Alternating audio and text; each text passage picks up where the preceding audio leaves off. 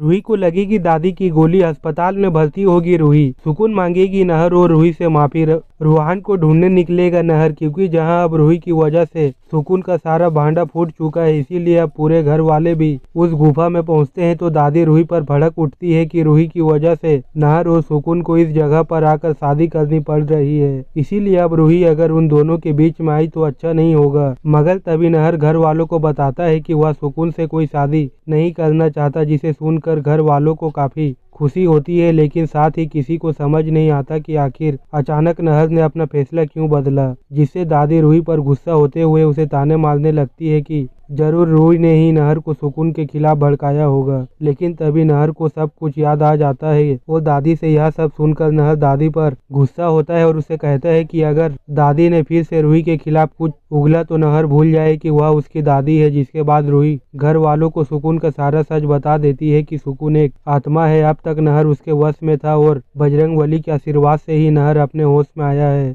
जहां सुकून का सच सुनकर घर वालों को एक बड़ा झटका लगता है, मगर दादी अभी भी यह बात मानने को राजी नहीं होती, जिससे नहर दादी को बताता है कि रूही सच कह रही है और सुकून नहर पर वशीकरण करके ही उसे अपना बनाना चाहती थी। जिसके बाद रूही सुकून को समझाती है कि सुकून को जीवन भर उसका सच्चा प्यार नहीं मिला, इस बात का अफसोस उन्हें भी है, मगर सुकून ने प्यार को हासिल करने का गलत रास्ता अपनाया। जिसके बाद सुकून घर वालों को अपनी कहानी बताती है कि कैसे उसके रंग रूप को लेकर उसका पति उससे नफरत करता था और एक दिन इसी नफरत के चलते उसने सुकून का खेल खत्म कर दिया, जिससे सच्चा प्यार पाने की सुकून की इच्छा कभी पूरी नहीं हो पाई और उसे अब तक मुक्ति नहीं मिल पाई। तो वही खुद सुकून के मुंह से यह सब सुनकर दादी का गुस्सा 7वें आसमान पर पहुंच जाता है और वह सुकून पर चिल्ला उठती है। आखिर उसकी हिम्मत कैसे हुई घर वालों के सामने भोली बनकर नहर को हासिल करने की। जिसके बाद दादी गुस्से में सुकून पर यह कहकर गोली चला देती है कि वह आज सुकून को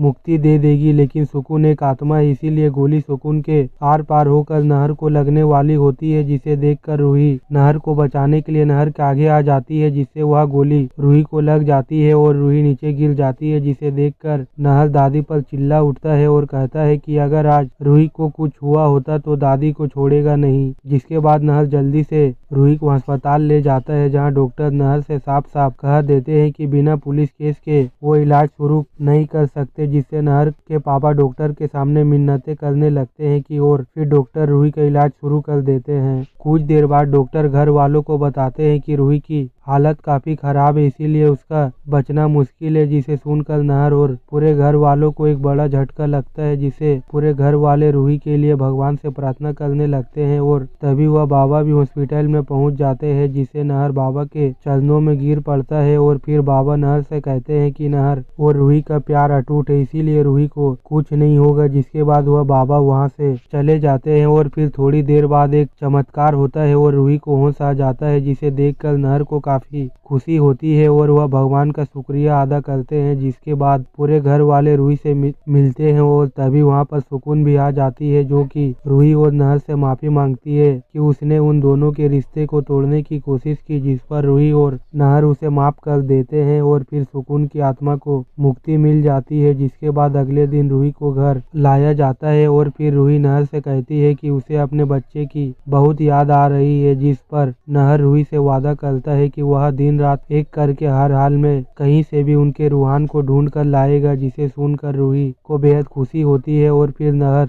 निकल पड़ता है रूहान की तलाश में। जिससे लोगों से पूछताछ करने पर नहर के सामने यह सच आ जाता है कि रूहान अग्नि के पास है और उसी ने रूहान को अगवा किया था, इसलिए अब आगे अग्नि की खेर नहीं, क्योंकि उसे नहर के गुस्से से कोई नहीं बचा सकता। इसीलिए अगर आप भी चाहते हैं कि रूही और रूहान एक साथ हो तो वीडियो को लाइक करके चैनल को सब्सक्राइब जरूर करना।